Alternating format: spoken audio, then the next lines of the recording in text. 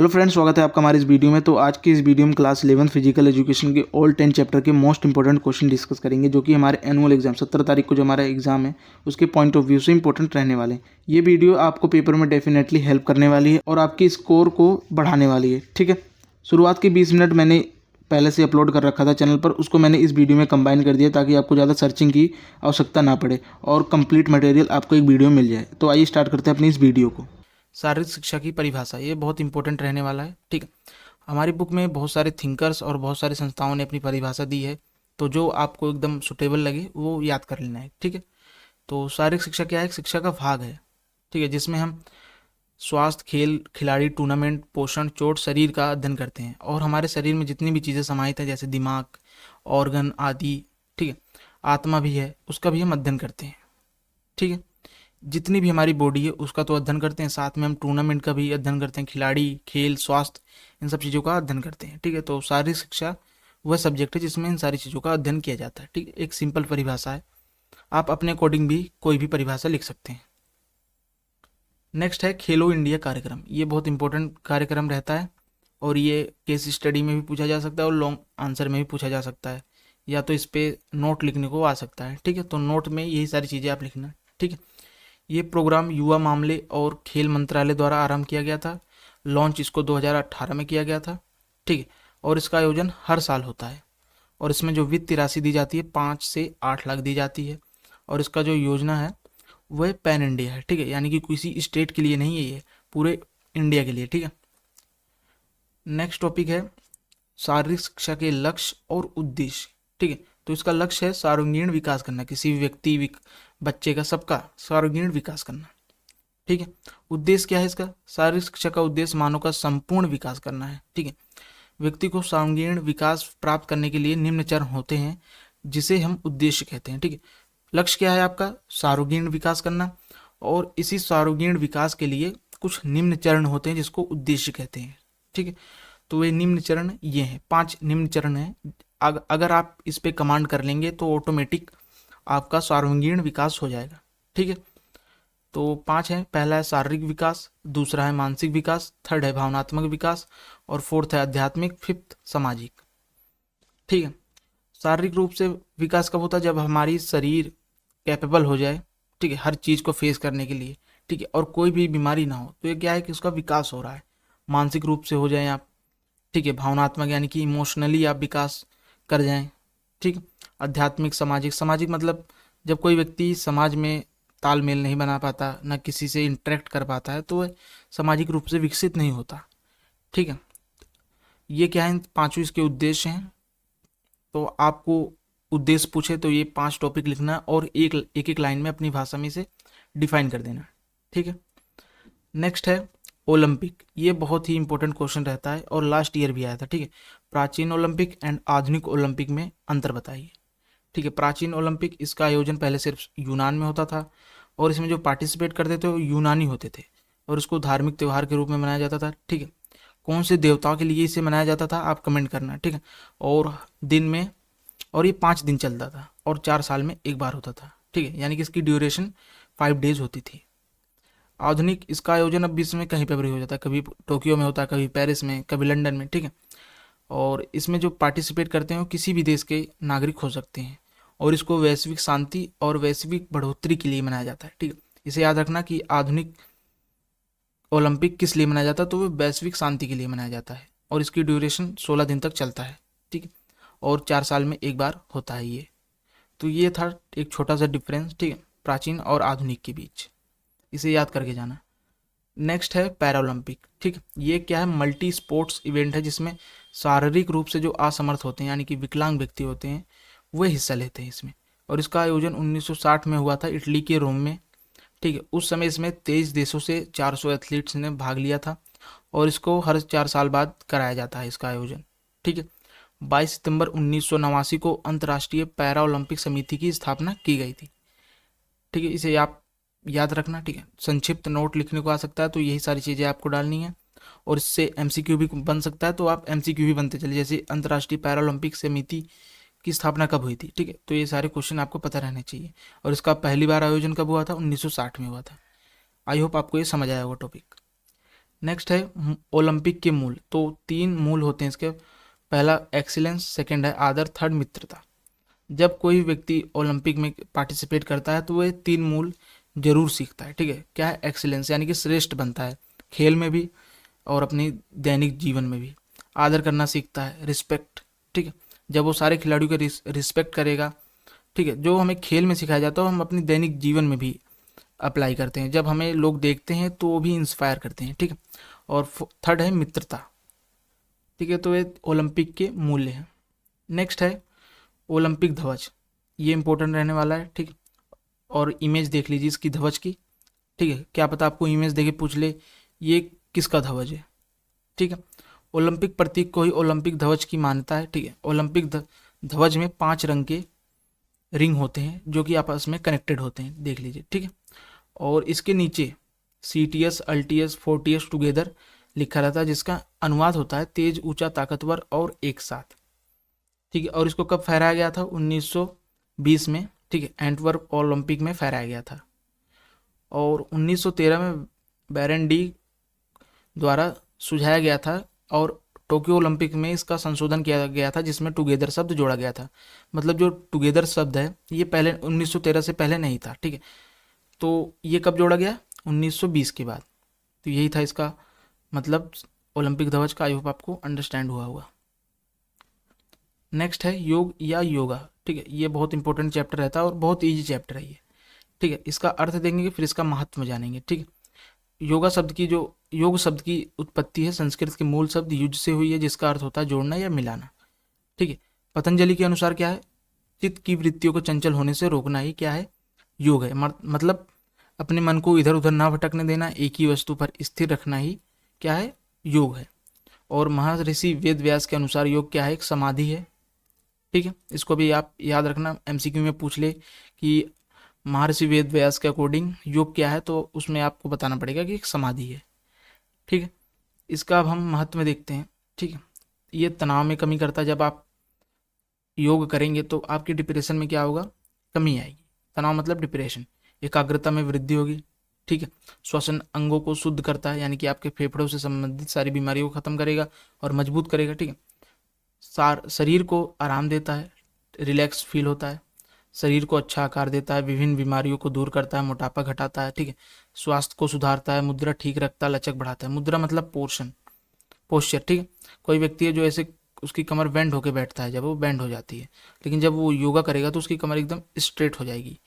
ठीक है, तो ये क्या है? योग है। योग करने से आपका पोस्चर भी ठीक होता है, जिसे मुद्रा कहते हैं। और लचक यानी कि फ्लेक्सिबिलिटी भी बढ़ती है। ठीक है, जब आप योग करते हो तो आपके अंदर फ्लेक्सिबल हो जाती है आपकी बॉडी, तो आप कोई भी कार्य कर सकते हैं इजीली। नेक्स्ट है षटकर्म। ठीक है, ये क्या है? शुद्धिकरण कर, बॉडी को शुद्ध करने की क्रियाएं हैं, योगिक क्रियाएं। 6 क्रियाएं हैं, 6 के बारे में पढ़ते हैं थोड़ा थोड़ा। पहला है नौती। हम एक नाक में पानी डालते हैं और दूसरी नाक के सिरे से पानी को निकालते हैं, जिससे नाक के सिराओं की सफाई होती है। ठीक है, सेकंड है धोती। धोती मतलब साड़ी होता है, जो लंबी सी होती है, काफ़ी मीटर की होती है। उसको हम अंदर डालते हैं एकदम आराम आराम आराम, फिर उसको हम बाहर निकालते हैं, तो इससे आहार नली की सफाई होती है। बस्ती मतलब गूदे की सफाई करी जाती है। ठीक है, और इससे पेट एकदम स्वस्थ रहता है। ठीक है, पेट साफ भी रहता है। फोर्थ है त्राटक। त्राटक में हम आँखों का सफाई करते हैं। ठीक है, कोई कमरा है उसमें अंधेरा कर दो एकदम, और एक मोमबत्ती जला दो और आधे मीटर पे आप भी बैठ जाओ। ठीक है, आधे घंटे तक उस मोमबत्ती की रोशनी को आप देखेंगे तो आपकी आंखों से पानी निकलने लग जाएगा। जब पानी निकलेगा तो ऑटोमेटिक आपकी आंख साफ होगी, तो इसे ही त्राटक कहते हैं। ठीक है, फिफ्थ है कपालभाति। कपालभाति करने से हमारी इंटेस्टाइन, ठीक है, स्टमक, ये सब क्या रहते हैं? एकदम शुद्ध हो जाते हैं। ठीक है, और इसमें जितने भी कचड़े जमे रहते हैं वो भी निकल जाते हैं। और उससे छठा है नौली। तो ये सब क्या है? शुद्धिकरण की योगिक क्रियाएं। ठीक है, ये क्रियाएं करने से हमारी बॉडी शुद्ध होती है। ठीक है, नेक्स्ट है प्राणायाम। प्राणायाम अष्टांग योग का एक पार्ट है। ठीक है, प्राणायाम विभिन्न श्वसन तकनीकों का अभ्यास है। जब हम प्राणायाम करते हैं तो हमारे फेफड़े शुद्ध होते हैं। ठीक है, मजबूत होते हैं। ठीक, और श्वास संबंधी कोई भी बीमारी नहीं होती। तो इसके कुल 3 स्टेजेस हैं इसको करने के। पहला हम श्वास को अंदर लेते हैं, तो उसे क्या बोलते हैं? पूरक। ठीक है, फिर हम जो श्वास अंदर लेते हैं उसको अंदर रोक के रखते हैं, उसे कुंभक कहते हैं। फिर श्वास को छोड़ देते हैं, रेचक कहते हैं। ठीक है, तो टोटल 3 स्टेप्स हैं। पहला सांस को अंदर लेना, दूसरा अंदर रोक के रखना, थर्ड श्वास को छोड़ना। तो आपको इसके बारे में याद रहना चाहिए, 2 या 3 मार्क्स में पूछ लिया जाता है। ठीक है, नेक्स्ट है अष्टांग योग का परिचय। इसका मुख्य उद्देश्य होता है अपने मन पर नियंत्रण पाना। यह संभव भी होता है यदि व्यक्ति अष्टांग योग के द्वारा 8 तत्वों का पालन करे, जो कि महर्षि पतंजलि वेद व्यास द्वारा सुझावित है। ठीक है, इसे याद रखना, महर्षि पतंजलि ने इसको सुझाव दिया था इसका अष्टांग योग का। इसमें टोटल 8 अंग है, इसलिए इसे अष्टांग योग कहते हैं। ठीक है, आपको याद रखना है कौन सा अंग इसमें है कौन सा नहीं। जैसे कि क्वेश्चन में 3 अंग कोई उठा के दे दिए और 4th कोई अननोन दे दिया, तो आपसे पूछेगा कि इसमें अष्टांग योग का कौन सा अंग नहीं है, तो आपको वहाँ पे बताना पड़ेगा। ठीक है, और वीडियो मैंने ये काफ़ी अच्छे समझाया, आप वहाँ से देख लेना। ठीक है, और इसको एक एक लाइन में आप याद रहना चाहिए परिभाषाएं। ठीक है, यम नियम के भी बहुत सारे सब टाइप हैं। ठीक है, उसको भी याद रखना है। लेकिन आपसे कुछ नहीं हो रहा तो आप इन 8 का नाम याद रख के चलिए। ठीक है, नेक्स्ट है विकलांगता, यानी कि कॉन्सेप्ट ऑफ डिसेबिलिटी। अब हम विकलांगता नहीं बोलते हैं, उसको अक्षमता बोला जाता है। ठीक है, अक्षमता अर्थात क्षमता में कमी। कोई व्यक्ति है, वो पहले एक घंटे में 10 किलोमीटर दौड़ लेता था, लेकिन अब वह 10 किलोमीटर नहीं दौड़ पाता। दौड़ लेगा लेकिन उसको काफ़ी महीने बहुत समय लगेगा, तो उसकी क्षमता में कमी आ गई है। ठीक है, क्षमता का तात्पर्य किसी व्यक्ति की शारीरिक, मानसिक, बौद्धिक, विकासात्मक, संज्ञानात्मक, इनमें से किसी भी प्रकार की समस्या से हो सकता है।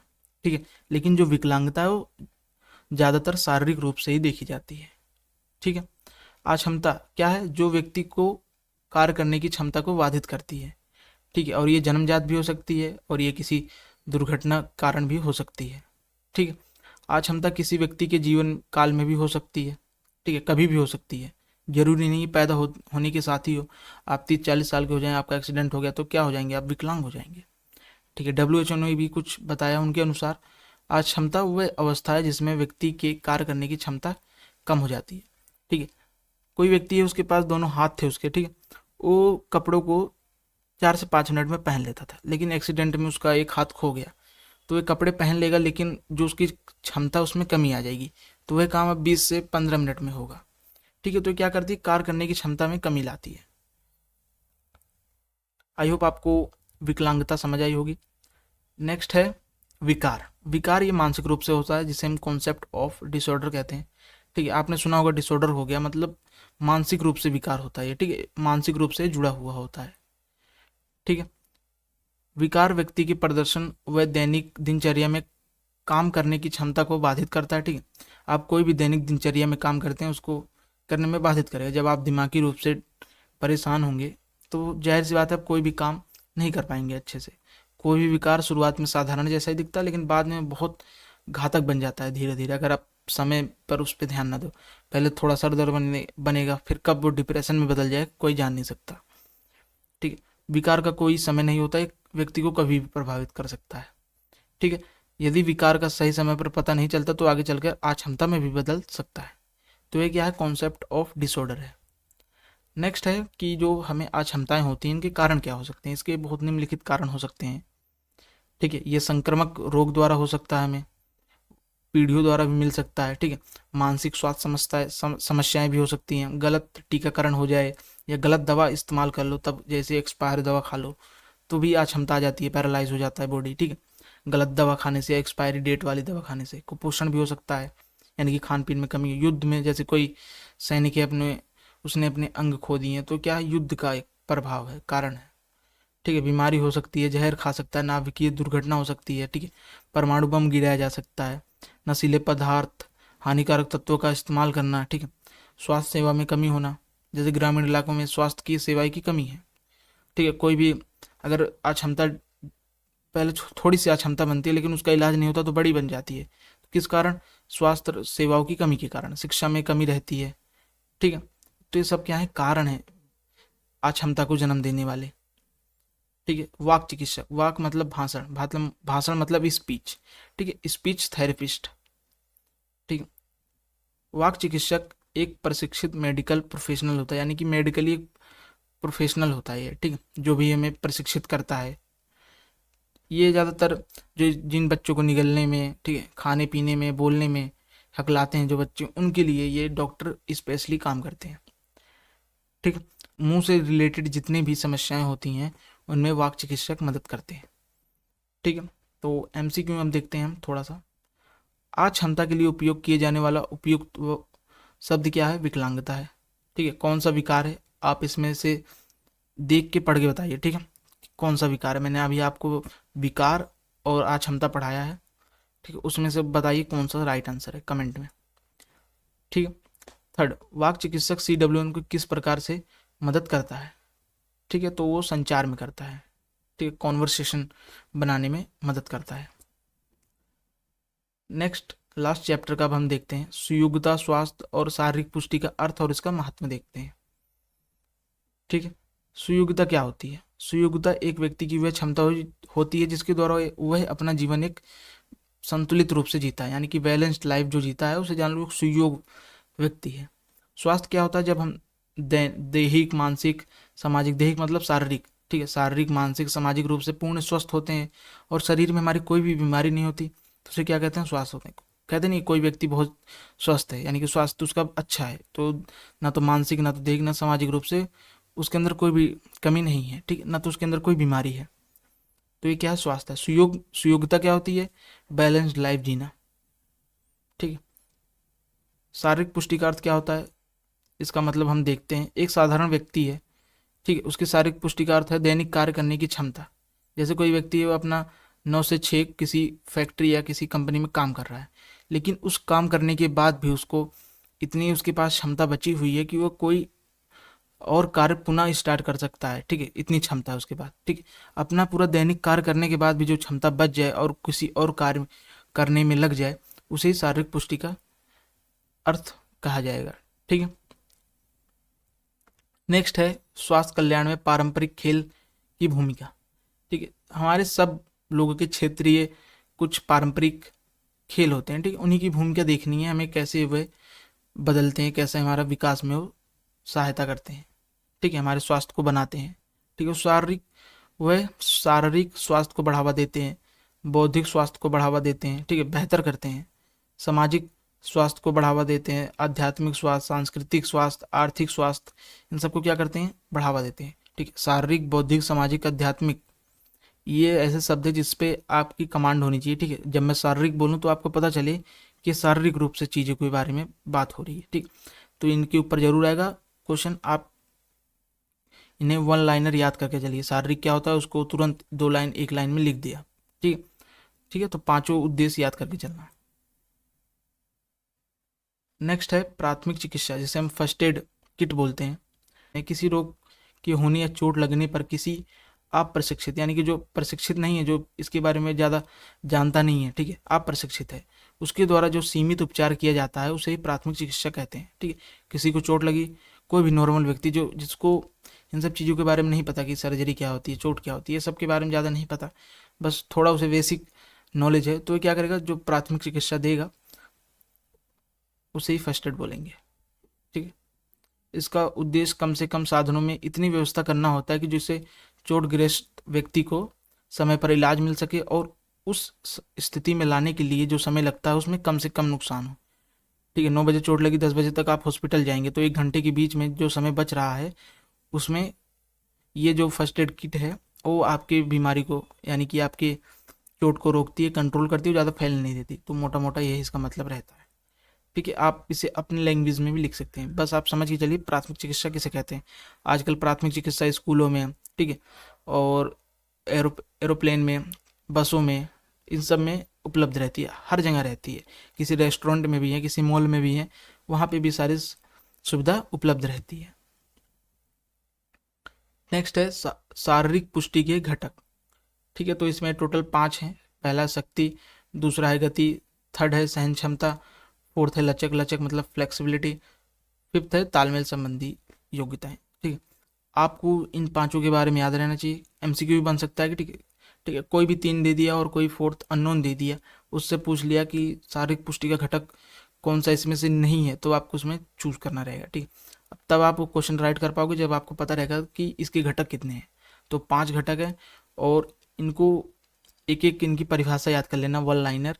ठीक है, ताकि 5 मार्क्स में क्वेश्चन आए तो आप उसे इजिली अटेम्प्ट कर लो। शक्ति क्या है? ऊर्जा है। कोई व्यक्ति 100 किलो का डंबल उठा ले रहा है तो क्या उसके पास शक्ति है? कोई व्यक्ति 1 घंटे में 20 किलोमीटर 30 किलोमीटर दौड़ रहा है तो उसकी गति, उसकी स्पीड है। ठीक है, सहन क्षमता मतलब पेशेंस, लचक मतलब फ्लेक्सिबल होना, ये सब कब आपको मिलेगा? जब आप जिम करो। ठीक है, तो ये सारी जिम से संबंधित घटक होते हैं और मैंने इसे इसके 5th चैप्टर में ये टॉपिक और भी अच्छे से समझाया है। ठीक है, तो आप इसे एक एक डेफिनेशन याद कर लेना सबकी। अब हम चैप्टर 6 के मोस्ट इंपॉर्टेंट क्वेश्चन देखेंगे। ठीक है, पहला क्वेश्चन है बीएमआई गणना क्या है, एक उदाहरण के माध्यम से स्पष्ट कीजिए। बीएमआई का पूर्ण अर्थ है बॉडी मास इंडेक्स। बीएमआई एक व्यक्ति के वजन और ऊंचाई से प्राप्त एक मूल्य है। ठीक है, जो बीएमआई है ये व्यक्ति के वजन और ऊंचाई से प्राप्त होती है और क्या है, एक मूल्य है। ये आपके शरीर में वसा की मात्रा का अनुमान लगाने का एक तरीका है। ठीक है, बीएमआई आपको यह जानने में मदद कर सकता है कि आपका जो वजन है वो स्वास्थ्य सीमा के भीतर है या नहीं। ठीक है, बीएमआई क्या है, एक मूल्य है, फैट की मात्रा को बताने में मदद करता है और हमारा वजन स्वस्थ है या अस्वस्थ है इसको भी जानने में हमें सहायता करता है। ठीक है, अब हम बीएमआई की गणना कैसे करते हैं? बीएमआई गणना करने के लिए हमारे पास हमारा वजन होना चाहिए जो कि किलोग्राम में और ऊंचाई जो कि मीटर में होनी चाहिए। फिर हम इन दोनों को विभाजित करके बीएमआई निकालते हैं। ठीक है, अब इसको उदाहरण के माध्यम से समझते हैं। आपका वजन है जान लो 70 किलोग्राम और आपकी ऊंचाई है 1.7 मीटर। ठीक है, आपको अपनी हाइट इंचेस के बाद मीटर में कन्वर्ट करना है। ठीक है, अपने वजन को अपनी हाइट के स्क्वायर से डिवाइड करना है, फिर हमारे पास बीएमआई निकल के आ जाएगा जो कि है 22.86। ठीक है, ये है बीएमआई की गणना करने का तरीका और इसका सूत्र है वेट डिवाइडेड बाय हाइट। ठीक है, वेट जो है किलोग्राम में होना चाहिए, हाइट मीटर स्क्वायर में होनी चाहिए। ठीक है, बीएमआई की व्याख्या इस प्रकार की जाती है। 18.5 से कम बीएमआई वाले लोग कम वजन यानी कि अंडरवेट की श्रेणी में आएंगे, जिसे हम कुपोषण भी कह सकते हैं। ठीक है, और 18.5 से लेकर 24.9 बीएमआई के अंदर जो लोग आएंगे वो समान वजन यानी कि हेल्दी वेट के अंदर आएंगे। 25 से लेकर 29.9 तक जितना भी बीएमआई है वो अधिक वजन यानी कि ओवर वेट के अंतर्गत आएगा। जिनका बीएमआई 30 से अधिक है वो मोटापे के श्रेणी में आएंगे। ठीक है, ये 4 कैटेगरीज को याद करके चलना, पेपर में कैसे भी क्वेश्चन पूछ सकता है। यानी कि आपको दे दिया 22, ठीक है, पूछेगा ये बीएमआई नंबर है जो ये कौन सी कैटेगरी में आता है, तो ये इस वाली कैटेगरी में आएगा। ठीक है, सेकंड कैटेगरी में, तो ये हेल्दी वेट यानी कि सामान्य वजन है। ठीक है, तो पहला क्वेश्चन कंप्लीट होता है। सेकंड क्वेश्चन है एंडोमॉर्फ और एक्टोमॉर्फ के बीच अंतर बताइए। ठीक है, एंडोमॉर्फ इनके शरीर का प्रकार भारी, गोल और मसलदार होता है। ठीक है, इनका मेटाबॉलिज्म धीमा होता है और ये वजन आसानी से बढ़ा सकते हैं। इनको वजन कम करने में मुश्किल का सामना करना पड़ता है। व्यायाम प्रतिक्रिया, ये मांसपेशियों को आसानी से बना सकते हैं, मसल गेन कर सकते हैं, लेकिन ये वसा भी गेन कर सकते हैं यानी कि फैट और मसल दोनों ये गेन कर सकते हैं ईजिली। बट ये जो वसा यानी कि फैट है उसको ईजिली लूज़ नहीं कर सकते यानी कि वजन कम नहीं कर सकते जल्दी है। इनका व्यक्तित्व जो है आराम से होते हैं, सामाजिक होते हैं यानी कि सोशल बहुत होते हैं और खाने के शौकीन होते हैं। खाने के शौकीन है तो जाहिर सी बात है इनका शरीर भारी और गोल होगा। और जिस बॉडी में मेटाबॉलिज्म डाउन होता है उसमें फैट स्टोरेज ज़्यादा होता है। ठीक है, और जहाँ मेटाबॉलिज्म हाई होगा उसका फैट स्टोरेज डाउन होगा। ये बात आपको समझ के चलनी है, इसके ऊपर भी क्वेश्चन बन सकता है। ठीक है, एक्टोमॉर्फ इनके शरीर का प्रकार जो है पतला, लंबा, दुबला होता है। इनका मेटाबॉलिज्म तेज होता है। ठीक है, यानी कि जो भी ये खाते हैं इनकी बॉडी में वो फैट के रूप में स्टोर नहीं होता। ठीक है, वजन बढ़ना इनका मुश्किल होता है लेकिन ये वजन कम आसानी से कर सकते हैं। और उनका व्यायाम प्रतिक्रिया, मांसपेशियों को बनाने में इनको मुश्किल होती है। ठीक है, जब इनका मेटाबॉलिज्म हाई रहता है तो ये जो मांसपेशियाँ हैं ईजिली नहीं बन पाती और ये फैट भी ईजिली गेन नहीं कर पाते। और इनका व्यक्तित्व यानी कि कैसे पर्सनैलिटी होती है, ये शांत स्वभाव के होते हैं, अकेले में रहना इन्हें पसंद होता है और बौद्धिक होते हैं, ये समझदार भी होते हैं। ठीक है, जहाँ मेटाबॉलिज्म हाई रहेगा वो व्यक्ति पतला ही रहेगा, इसलिए एक्टोमॉर्फ पतले पाए जाते हैं और एंडोमॉर्फ उनका शरीर थोड़ा गोलाकार और मोटे टाइप होता है। ठीक है, ये क्वेश्चन होता है कंप्लीट। थर्ड क्वेश्चन है स्वास्थ्य संबंधी फिटनेस के मापने के तरीके। ठीक है, जो हमारा स्वास्थ्य है वो फिट है या नहीं इसको हम कैसे माप सकते हैं, तो इसके बहुत सारे तरीके हैं। कुछ तरीकों को मैंने इस वीडियो में डिस्कस किया है। पहला है शारीरिक संरचना, ये शरीर में वसा, मांसपेशियों और हड्डियों का अनुपात को मापता है। इसे मापने के बहुत सारे तरीके, जैसे body mass index. Body mass index हमारे बॉडी में फैट को मापता है। स्किन फोल्ड, ठीक है, हमारी स्किन में जो फैट है उसको मापता है। लास्ट है बायो इलेक्ट्रिकल इम्पीडेंस एनालिसिस, ठीक है, ए भी क्या करता है, हमारी शारीरिक संरचना को मापता है। ये 3 तरीके हैं शारीरिक संरचना को मापने के। नेक्स्ट है कार्डियोवैस्कुलर फिटनेस। इसमें हमारी कार्डियो हेल्थ को मापा जाता है, जैसे हृदय और फेफड़ों की क्षमता को, ठीक है।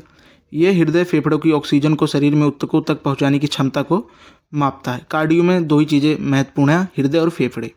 इसे मापने के बहुत सारे तरीके, जैसे दौड़ सकते हैं, साइकिलिंग कर सकते हैं, तैर सकते हैं। लोग कहते भी हैं जब आपको अपना कार्डियो करना है तो आप दौड़ो, ठीक है। थर्ड है मांसपेशियों की ताकत। ये थर्ड प्रकार है जो हमारे स्वास्थ्य फिटनेस को मापने का तरीका है। इसमें हम मांसपेशियों की अधिकतम बल उत्पन्न करने वाली क्षमता को मापते हैं। इसे मापने के कई तरीके हैं, जैसे हम वजन उठा सकते हैं, वेट लिफ्टिंग कर सकते हैं, भिन्न भिन्न प्रकार से पुशअप कर सकते हैं। इसमें हमारी मांसपेशियों की ताकत की क्षमता को मापा जाता है, यानी कि हमारी बॉडी, हमारी जो मांसपेशी है वो कितना वजन सह सकती है, कितना वजन लिफ्ट कर सकती है, ठीक है। लास्ट पॉइंट है मांसपेशियों की सहन शक्ति, ठीक है। इसमें हम मांसपेशियों की बार बार बल उत्पन्न करने या विस्तारित अवधि के लिए बल उत्पन्न करने की क्षमता को मापते हैं। इसे मापने के बहुत सारे तरीके हैं, जैसे कि सिटअप्स करना, पुलअप्स करना, जो कि हमारी सहन शक्ति को मापता है। हमारी मांसपेशियों में कितनी सहन शक्ति है, हम कितनी देर तक एक ग्रीन पे लटक सकते हैं, ठीक है, या पुलअप्स कर सकते हैं। ये क्या हमारी सहन शक्ति है। लास्ट है लचीलापन।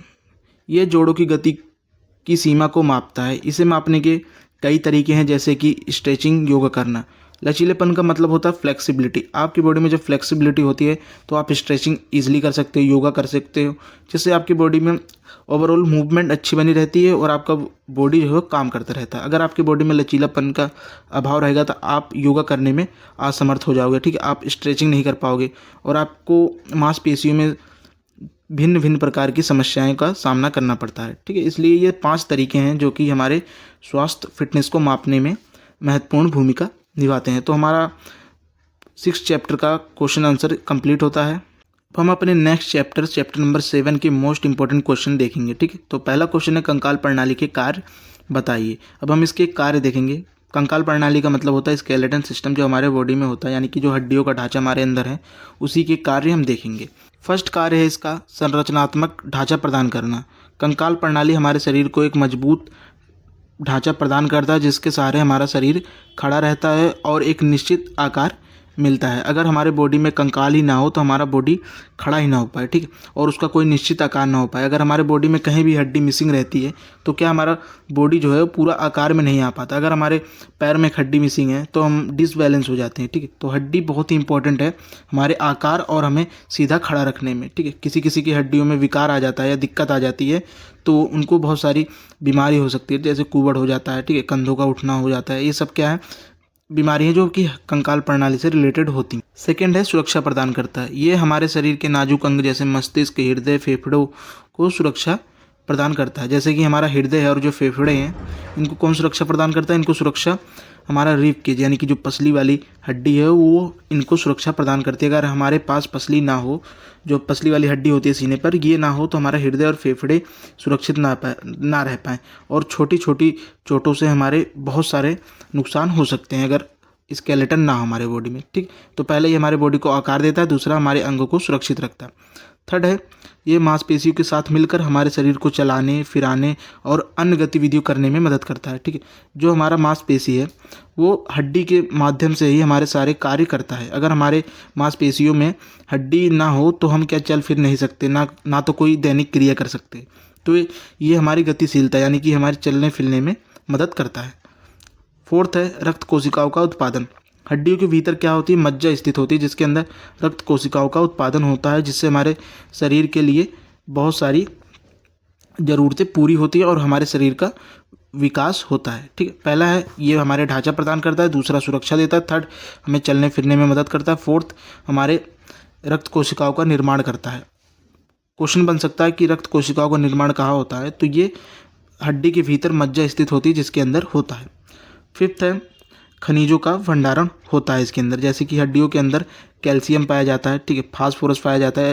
ये सारे क्या खनिज हैं जो हमारे शरीर के लिए आवश्यक होते हैं। अगर कैल्शियम और फास्फोरस की कमी होती है तो क्या हमारी हड्डियाँ जो होती है कमज़ोर होने लग जाती हैं, ठीक है, उनका घनत्व कम होने लग जाता है, जिससे चलने में लड़खड़ाहटपन आ जाती है और बॉडी पूरी तरीके से डिसबैलेंस हो जाती है और फंक्शन नहीं कर पाती, ठीक है। सेकेंड क्वेश्चन है मांसपेशियों के मुख्य कार्य बताइए। ठीक है, जो हमारे बॉडी में मसल्स हैं उनका मुख्य कार्य क्या है उसके बारे में हमें जानकारी देनी है। तो पहला कार्य है हमारे अंगों को गति प्रदान करती हैं। अगर हमारे बॉडी में मांसपेशियां ना हो तो हमारे अंग गति नहीं कर सकते। और विभिन्न अंगों को समर्थन प्रदान करती हैं, यानी कि सपोर्ट प्रदान करती हैं, अंगों में स्थिरता लाती हैं और उन्हें सुरक्षा प्रदान करती हैं और उन्हें गति को नियंत्रित करने में भी सहायता करती हैं। तो ये सब किसके कार्य हैं? मांसपेशियों के कार्य हैं। ठीक है, मांसपेशियां ही हैं जो हमारे बॉडी के मूवमेंट के लिए उत्तरदायी होती हैं। अगर हमारी मांसपेशी कमज़ोर हो तो हमारी बॉडी मूव नहीं करती परफेक्टली। ठीक है, थर्ड क्वेश्चन है हृदय के कार्य और संरचना के बारे में बताइए। हृदय एक मांसपेशी वाला अंग है जो रक्त को पूरे शरीर में पंप करता है, यानी कि जो हमारा ब्लड है उसको पूरे शरीर में फैलाता है। ये छाती में स्थित होता है, ठीक है, लेफ्ट साइड। और जो पसलियाँ होती हैं इसके द्वारा इनकी सुरक्षा होती है और इसका आकार जो है लगभग एक मुट्ठी के बराबर होता है। हृदय में 4 कक्ष होते हैं, 2 एट्रियम 2 निलाय। ठीक है, एट्रियम जो है वो रक्त प्राप्त करता है और निलाय रक्त को पंप करता है। ठीक है, अगर आपसे पूछे बॉडी के कौन सा पार्ट्स रक्त को पंप करता है तो वह है निलाय। ठीक है, और कौन प्राप्त करता है वो है एट्रियम। ठीक है, हृदय में 4 वल्व होते हैं जो रक्त को केवल एक ही दिशा में बहने देते हैं। इसके 2 मुख्य कार्य होते हैं, रक्त को पूरे शरीर में पंप करना और रक्त को फेफड़ों में पंप करना। अब इसकी हम संरचना देखते हैं। हृदय में टोटल 4 कक्ष होते हैं जो महत्वपूर्ण होते हैं। पहला है दायां आलिंद। ठीक है, दायां आलिंद है जो शरीर के ऑक्सीजन रहित रक्त को प्राप्त करता है। दायां निलाय, ये फेफड़ों में ऑक्सीजन ले जाने के लिए रक्त पंप करता है। थर्ड है बायां आलिंद। बायां आलिंद जो है फेफड़ों से ऑक्सीजन युक्त रक्त को प्राप्त करता है। फोर्थ है बायां निलाय, ये है जो हमारे बाकी हिस्सों में रक्त को पंप करता है। तो ये इसके 4 कार्य हैं। ये है इसका डायग्राम। फर्स्ट वाला पार्ट है दायां आलिंद, थर्ड वाला पार्ट है बायां आलिंद, सेकंड है दायां निलाय, फोर्थ है बायां निलाय। ठीक है, ये सब कार्य हमने इसके देख लिए हैं और आपको धमनियाँ और महाधमनियाँ भी पढ़ के जानी है।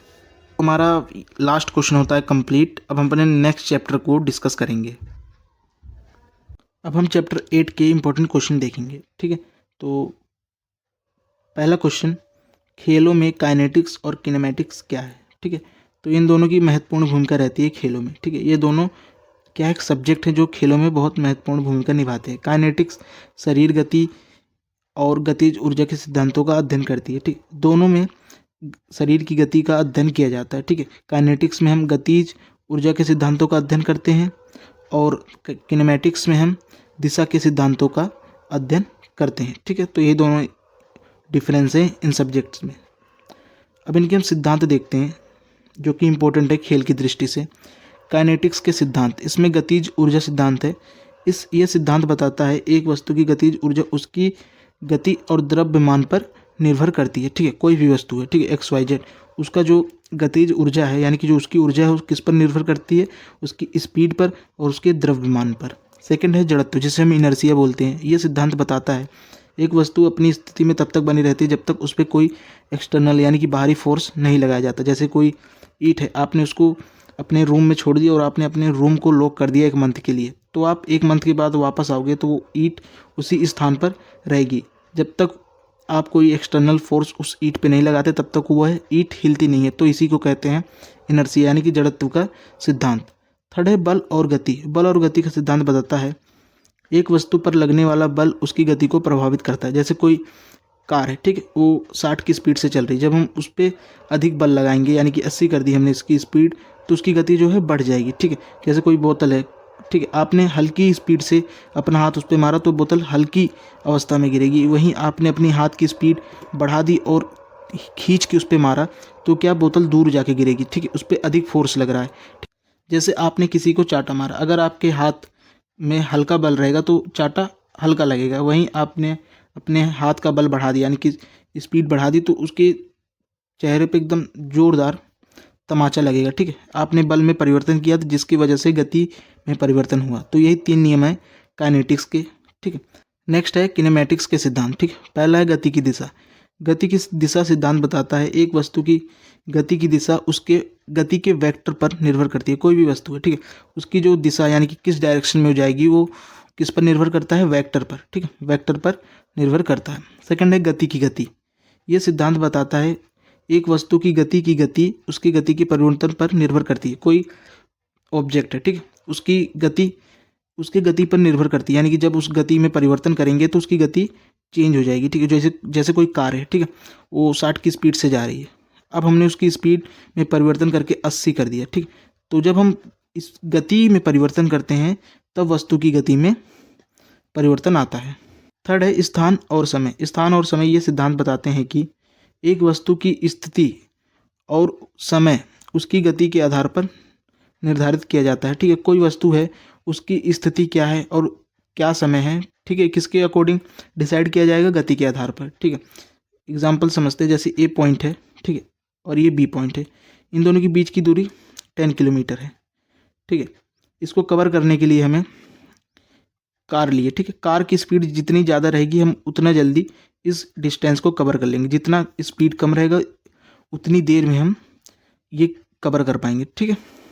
ओवरऑल कहने का मतलब है एक वस्तु है, ठीक है, उसकी स्थिति और समय गति के आधार पर निर्धारित की जाती है, ठीक है। नेक्स्ट है जैव यांत्रिकी और पेशी गति विज्ञान की परिभाषा और इसके महत्व बताइए खेलों में, ठीक है। जैव यांत्रिकी की परिभाषा। जैव यांत्रिकी एक विज्ञान है, यानी कि एक वैज्ञानिक, यानी कि एक साइंस वाला सब्जेक्ट है जो जीवित प्राणियों की यांत्रिकी का अध्ययन करता है। यह विज्ञान जीवित प्राणियों की संरचना, यानी कि इसमें हम बॉडी का आकार, प्रकार और वो कैसे फंक्शन, यानी उनका कार्य और उनके आंदोलन के बारे में जान सकते हैं, ठीक है। ये जैव यांत्रिकी जो है हमारे बॉडी के ऊपर अध्ययन करती है, जो हमारी संरचना, कार्य और उनके आंदोलन के बारे में जानकारी प्रदान करती है। जैव यांत्रिकी में जीवित प्राणियों के आंदोलन को समझने के लिए भौतिक और गणित के सिद्धांत का उपयोग किया जाता है, ठीक है। तो ये जैव यांत्रिकी की परिभाषा थी। नेक्स्ट, पेशीगति विज्ञान की परिभाषा। पेशीगति विज्ञान क्या है? एक विज्ञान, यानी कि एक साइंस सब्जेक्ट है जो हमारे मानव शरीर की पेशियों की गति और उनके कार्यों का अध्ययन करता है, ठीक है। जैव यांत्रिकी में हमने अपने बॉडी के ऊपर अध्ययन करते हैं, जिसमें संरचना, फंक्शन और आंदोलन के बारे में पता चलता है। लेकिन इसमें हम अपने मानव शरीर में जो पेशियां होती हैं उनकी गति, यानी कि वो कैसे मूव करती हैं और उनका कार्य का अध्ययन करते हैं, ठीक है।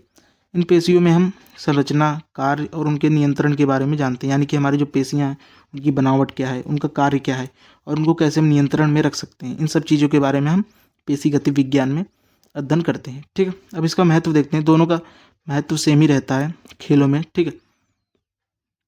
पहला, चोटों को रोकथाम, यानी कि जब हम जैव यांत्रिकी, पेशीगति विज्ञान को पढ़ते हैं तो हमारी बॉडी की लिमिट्स पता चल जाती है, यानी कि क्या करने में हम सक्षम हैं और क्या नहीं, जिसके अकॉर्डिंग हम रूल्स बनाते हैं जो हमें चोटों को रोकने में मदद करते हैं। सेकंड है प्रदर्शन में सुधार। जैव यांत्रिकी खिलाड़ियों को अपने प्रदर्शन में सुधार करने में मदद करती है, क्योंकि यह उन्हें शरीर की क्षमताओं को समझने में मदद करती है। जब हम अपने बॉडी की क्षमता, यानी कि पोटेंशियल को समझ पाएंगे तभी हम प्रदर्शन में सुधार कर पाएंगे, ठीक है। जैसे हमारी बॉडी की पोटेंशियल है 100 kg वेट उठाना, ठीक, और अभी हम 30 किलो उठा पा रहे हैं, तो हम समय के साथ इस पर वर्क करेंगे तो हम 100 kg लिफ्ट करने के काबिल हो जाएंगे, ठीक है। तो ये किसके द्वारा संभव है? इन दोनों सब्जेक्ट के माध्यम से। वहीं 400-500 किलो वजन है तो उसको हम बहुत कम चांस है कोई उठा पाएँ, ठीक है। ये भी कौन बताता है हमें? ये दोनों सब्जेक्ट बताते हैं हमारा पोटेंशियल, जिसके अकॉर्डिंग ही हम कर पाते हैं, ठीक। थर्ड है व्यायाम और प्रशिक्षण। जैव यांत्रिकी खिलाड़ियों को व्यायाम और प्रशिक्षण कार्यक्रम को डिजाइन करने में मदद करता है जो उनके शरीर की क्षमता के अनुसार होती हैं, ठीक है। फोर्थ है उपकरणों का डिजाइन। जैव यांत्रिकी खेल उपकरण के डिजाइन में मदद करता है, जैसे रैकेट, बैट, जूते, ठीक है। ये जो सब्जेक्ट है हमें बताते हैं कि हमारी बॉडी कितनी नाजुक है, ठीक है, हमें कहाँ कहाँ पे प्रिकॉशन लेना चाहिए, कहाँ कहाँ हमें सेफ्टी की ज़रूरत है, ठीक है। उसके अकॉर्डिंग हम रूल डिजाइन करते हैं। जैसे कि हमने क्रिकेट में, ठीक है, अपना मस्तिष्क को बचाने के लिए हम हेलमेट का यूज़ करते हैं, क्योंकि हमारा मस्तिष्क बहुत ही नाजुक है, अगर हल्की चोट लगेगी तो मृत्यु तक का खतरा बन सकता है, ठीक है। ये सब किसके द्वारा संभव है? इन दोनों सब्जेक्ट के माध्यम से। पहले हम हेलमेट ही नहीं पहनते थे, ठीक है, फिर समय के साथ हमने रूल्स में चेंज किया। ऐसे बहुत सारे एग्जाम्पल आपको देखने को मिल जाएंगे। फिफ्थ है खेल के नियम का विकास। जैव यांत्रिकी खेल के नियम में विकास करने में मदद करती है, जैसे सुरक्षा का नियम, प्रदर्शन का नियम, ठीक है। पहले जो नियम सुरक्षित माने जाते थे अब उनको हटा दिया गया है, ठीक है, क्योंकि ये समय के साथ इनमें चेंजेस होते रहते हैं और ये चेंजेस किसके अकॉर्डिंग होते हैं? जैव यांत्रिकी के द्वारा होते हैं। आई होप आपको ये चैप्टर समझ आया होगा, ठीक है। चैप्टर 9 के मोस्ट इंपॉर्टेंट क्वेश्चन देखेंगे, ठीक है। तो पहला क्वेश्चन है किशोर समस्या और उनका प्रबंधन बताएं, ठीक है। तो किशोर समस्याएं 3 प्रकार की हो सकती हैं। पहला है मानसिक तनाव, ठीक है। किशोरों को अक्सर मानसिक तनाव का सामना करना पड़ता है जो उनके शारीरिक और मानसिक स्वास्थ्य को प्रभावित करती हैं। मानसिक तनाव मतलब कैसे तनाव? जैसे कि ओवर थिंक की समस्याएं, ठीक है, में डिप्रेशन की समस्या है, टेंशन लेना, ठीक है, सब क्या है, मानसिक तनाव है। सेकंड है सामाजिक तनाव। किशोरों को अक्सर सामाजिक दबाव का सामना करना पड़ता है जो उनके व्यवहार और निर्णय को प्रभावित करता है, ठीक है। हमारी सोसाइटी क्या दबाव बनाती है किशोरों पर कि आपको ऐसा ही डिसीजन लेना चाहिए या आपको ऐसी लाइफ जीनी चाहिए, जिससे प्रभावित होकर हम अपना निर्णय और अपना व्यवहार बदल देते हैं और हम सोचते हैं कि उनके अकॉर्डिंग हम अपने आप को ढाल लें। तो क्या एक दबाव है जो कि किशोरों की एक समस्या है। थर्ड है शारीरिक परिवर्तन, ठीक है। ये एक ऐसी अवस्था होती है जिसमें हमारी बॉडी क्या परिवर्तन फेज में होती है और नए नए हॉर्मोन्स रिलीज होते हैं और बनते हैं, ठीक है। किशोरों को अक्सर शारीरिक परिवर्तन का सामना करना पड़ता है जो उनके आत्मविश्वास, आत्मसम्मान को प्रभावित कर सकता है, ठीक है। परिवर्तन कैसे, जैसे कि ठीक है, बाल का हेयर फॉल होना, एक्ने आना, वेट गेन और लूज होना, हाइट बढ़ना कम होना, ये सब क्या है, शारीरिक परिवर्तन होते हैं जो कि हमारे आत्मविश्वास और आत्मसम्मान को प्रभावित करते हैं, ठीक है। तो ये 3 प्रकार की समस्याएं होती है। अब इनका हम प्रबंधन कैसे करते हैं, तो इनका भी कुछ तरीके हैं। पहला, संचार करना अपने बड़ों से, ठीक है, जो हमसे ज़्यादा तजुर्बेदार हैं, ठीक है, जिसके पास ज़्यादा एक्सपीरियंस है, उनसे अपनी बात को साझा करना ईमानदारी से, जिससे हमें सहायता प्राप्त होती है, ठीक है। पहला स्टेप है संचार करना। अगर आप अपनी बात को ईमानदारी से किसी के सामने प्रस्तुत नहीं कर पाओगे तो आपको समस्या का समाधान नहीं मिल पाएगा। सेकंड है समर्थन, चाहे वो कैसा भी सोशल हो, चाहे पेरेंटल सपोर्ट हो, ठीक है, चाहे टीचर हमारे सपोर्ट करे, चाहे एजुकेशन सपोर्ट हो, ठीक है। जब हमें सपोर्ट मिलता है तो हम जो चाहते हैं अपने लक्ष्य को प्राप्त करने में, उसमें हम और भी वृद्धि करते हैं। थर्ड है शिक्षा। शिक्षा हमारे समस्याओं को 80% तक रिड्यूस कर देती है। फोर्थ, सकारात्मक व्यवहार यानी कि पॉजिटिव बिहेवियर। जब हमारे पेरेंट्स, रिलेटिव, सोसाइटी जब हमारे साथ पॉजिटिव बिहेवियर रखती है तो क्या हम अपने लक्ष्य को और भी जल्दी प्राप्त करने में समर्थ हो सकते हैं। अगर वहीं हमारे साथ सारे लोग नेगेटिव बिहेवियर अपना ले, ठीक, यानी कि कोई एग्ज़ाम है, आपको सब बोल रहे हैं कि आप कर लोगे, तो क्या है, पॉजिटिव बिहेवियर है। अगर वहीं सब बोल रहे हैं आपके बस का ही नहीं है, नहीं हो पाएगा, तो आपका क्या मनोबल कम हो जाएगा, ठीक है। आपके लक्ष्य प्राप्ति की जो स्पीड थी वो ब्रेक लग जाती है उस पर, तो ये क्या नेगेटिव बिहेवियर है। वहीं हम जब पॉजिटिव बिहेवियर रखते हैं तो ये स्पीड दोगुनी हो जाती है और हम जल्दी प्राप्त करने के लायक हो जाते हैं। फिफ्थ है पेशेवर मदद, यानी कि साइकाइट्रिस्ट जैसी चीज़ों से मदद लेना, ज़रूरत पड़ने पे मेडिसिन का भी सहारा लेना, जिससे हमारे मानसिक तनाव, फिजिकल तनाव, ठीक है, जो सामाजिक तनाव है, सब कम हो पाए।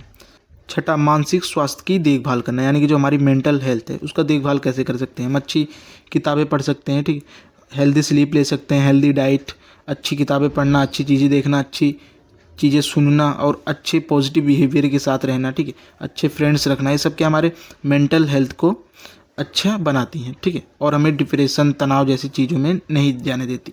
तो ये थी किशोर और उनकी समस्याओं का समाधान, ठीक है। सेकंड क्वेश्चन, शारीरिक शिक्षा खेल में मनोविज्ञान की परिभाषा और महत्व, ठीक है। जो मनोविज्ञान यानी कि साइकोलॉजी है उसका बहुत ही अधिक महत्व है शारीरिक शिक्षा और खेल में। इसने नई नई तकनीकें दी हैं जिसके कारण हम अपने खेल में बेहतर प्रदर्शन कर सकते हैं और अपने लक्ष्य को ईजिली प्राप्त कर सकते हैं। तो इसकी परिभाषा देखते हैं पहले हम। इसका अर्थ है खेल और शारीरिक गतिविधियों में मनोवैज्ञानिक सिद्धांतों और तकनीकों का अनुप्रयोग करना, जिससे हमारे प्रदर्शन और लक्ष्य अचीव करने में सहायता मिलती है, ठीक है। हम मनोवैज्ञानिक सिद्धांत और तकनीकों का उपयोग करके अपने लक्ष्य को प्राप्त कर सकते हैं।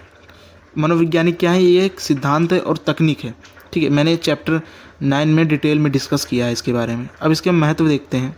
पहला है प्रदर्शन में सुधार करता है। जब खिलाड़ी मनोवैज्ञानिक सिद्धांतों और तकनीकों का अनुप्रयोग करते हैं तो उनका क्या जो परफॉर्मेंस है वो बेहतर होता है। सेकंड है चोटों में रोकथाम की जाती है।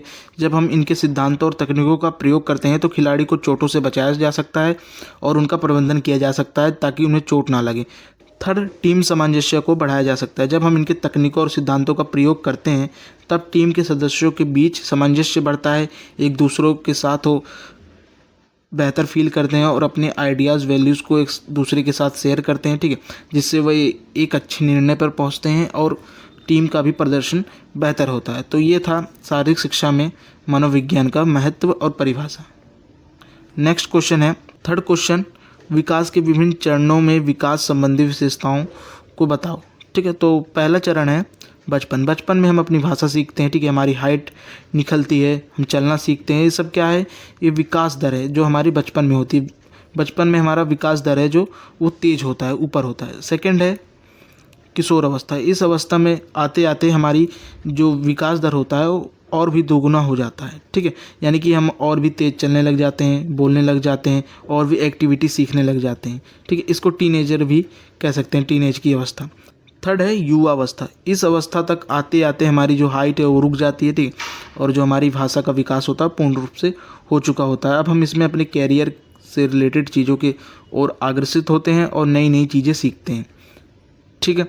और ये ज़्यादातर 19 या 20 साल से ये अवस्था स्टार्ट होती है और ये बुढ़ापे तक रहती है। और इसमें भी सब टाइप्स होते हैं इनके, यानी कि युवा अवस्था के भी 4 प्रकार होते हैं।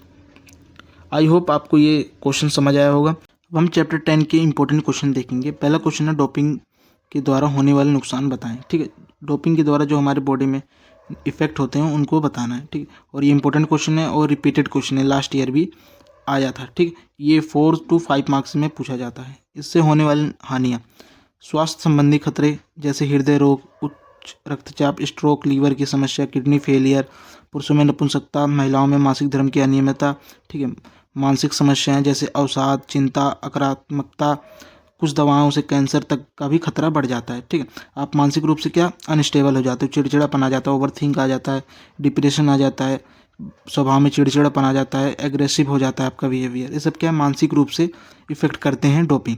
और शारीरिक रूप से तो आप होते ही हैं, जैसे कि हृदय रोग, उच्च रक्तचाप, ठीक है।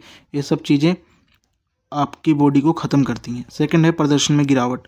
डोपिंग से खिलाड़ियों का प्रदर्शन शुरुआत में तो बेहतर होता है, शुरुआत में ऐसा लगेगा सब कुछ अच्छा चल रहा है, डोपिंग के सहारे दुनिया है। लेकिन लंबे समय तक जब हम डोपिंग का यूज़ करते हैं तो हमारे बॉडी पर नकारात्मक प्रभाव पड़ते हैं। शरीर दवाओं पर निर्भर हो जाता है, जिससे हम अपनी प्राकृतिक क्षमता खो देते हैं, ठीक है। जो हमारी नेचुरल पावर रहती है वो खो जाती है और हमारा शरीर दवा का आदी हो जाता है। थर्ड है करियर पर प्रभाव। डोपिंग के पकड़े जाने पर खिलाड़ी को प्रतिबंध का सामना करना पड़ता है, यानी कि खिलाड़ियों पर बैन लग जाता है, वो कोई भी टूर्नामेंट नहीं खेल सकते और उन्हें हर बोर्ड निष्कासित कर देता है, जिससे उनका करियर ख़त्म हो जाता है। कई बार उन्हें अपने मेडल, पुरस्कार वापस करने पड़ते हैं। नेक्स्ट है सामाजिक प्रतिष्ठा का नुकसान होता है। डोपिंग में पकड़े जाने पर खिलाड़ियों की सामाजिक प्रतिष्ठा को भी नुकसान पहुंचता है। लोग उन्हें धोखेबाज समझने लगते हैं और उनका सम्मान कम हो जाता है।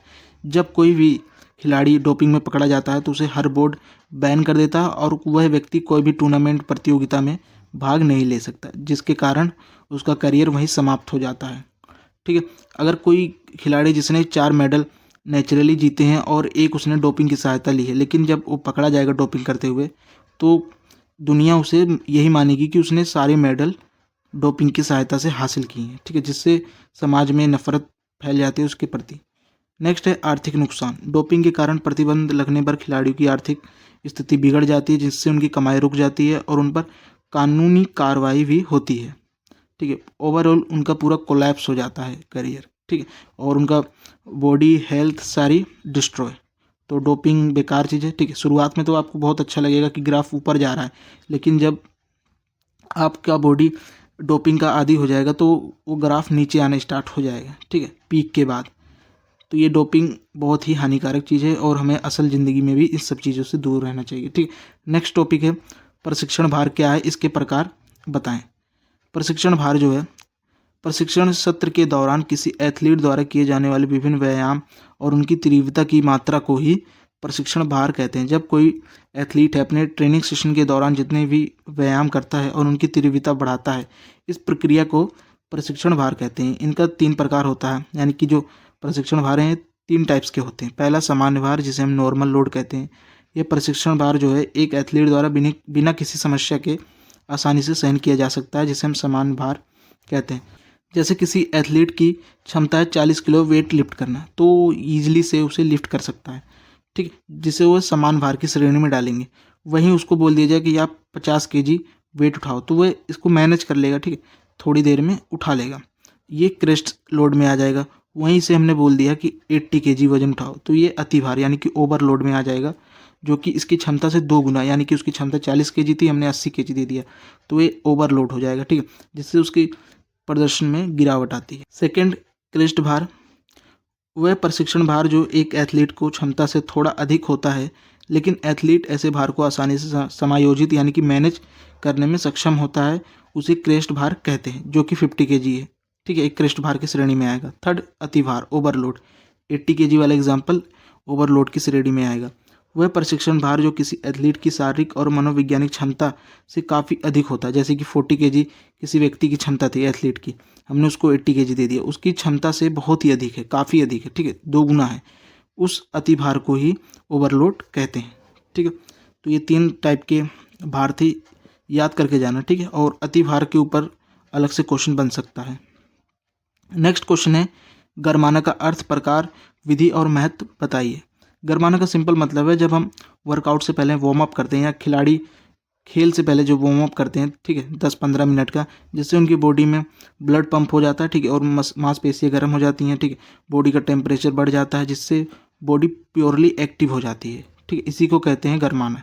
इसके प्रकार देखते हैं, हम कार्डियो कर सकते हैं, ठीक है, कार्डियो गरमाना, जिसमें हम हृदय और फेफड़ों की क्षमता को बढ़ाते हैं, जिससे हम अच्छा परफॉर्म करते हैं। और कार्डियो करने में क्या हम कर सकते हैं, दौड़ कर सकते हैं, साइकिलिंग कर सकते हैं, रनिंग कर सकते हैं, जिससे हमारी कार्डियो हेल्थ गर्म हो सकती है। सेकंड है मांसपेशियाँ गरमाना, इसमें खिलाड़ी अपने मांसपेशियों को गर्म करने में मदद करता है, इसमें पीटी, स्ट्रेचिंग, कोई भी एक्सरसाइज कर सकते हैं। थर्ड है न्यूरोमस्कुलर गरमाना है, न्यूरोमस्कुलर गरमाने से खिलाड़ी का न्यूरोमस्कुलर सिस्टम गर्म हो जाता है, जिससे वो सारी एक्टिविटी ईजिली कर सकता है। गरमाने की विधि, ठीक है, हम व्यायाम कर सकते हैं, योगा कर सकते हैं, स्ट्रेचिंग कर सकते हैं, ठीक है, स्प्रिंटिंग कर सकते हैं, छोटी सी दौड़ कर सकते हैं, जो हमारे बॉडी को गर्म कर सके। ठीक है, थर्ड है इसका महत्व, चोटों को रोकथाम करने में मदद मिलती है, प्रदर्शन में सुधार आता है, मांसपेशियों को शिथिल करने में मदद मिलती है। ठीक है, अगर आपसे पूछे शिथिलीकरण, तो ये विधि और महत्व कॉमन रहेंगे दोनों में, बस आपकी डेफिनेशन चेंज हो जाएगी। ठीक है, जब हम अपनी बॉडी को गर्म रखते हैं तो क्या चोट की संभावना कम हो जाती है। वहीं आप बिना वार्म अप किए आप खेलने लग जाओ तो क्या आपकी बॉडी प्योरली एक्टिव नहीं होगी। ठीक है, जिससे मांसपेशियों में खिंचाव आ सकता है, क्रैम्प आने की समस्या हो जाती है, और प्रदर्शन में भी गिरावट आ सकता है। ठीक है, तो ये सारे इसके प्रकार, विधि और महत्व थे। आई होप आपको ये समझ आया होगा। तो ये हमारी वीडियो होती है यहीं पे ख़त्म। आई होप आपको ये सारे इंपॉर्टेंट क्वेश्चन समझ आए होंगे, और इसमें प्रीवियस ईयर क्वेश्चन भी थे जो कि आपको पेपर में हेल्प करेंगे। ठीक है, और मैंने सैम्पल पेपर क्वेश्चन चैनल पर अपलोड कर दिया है, इससे भी बहुत सारे क्वेश्चन फंसेंगे, और 10 के 10 चैप्टर ऑलरेडी चैनल पर उपलब्ध हैं, आप उन्हें जाइए रीच आउट कर लीजिए। ठीक है, थैंक्स फॉर वॉचिंग, हम मिलते हैं किसी नेक्स्ट वीडियो में।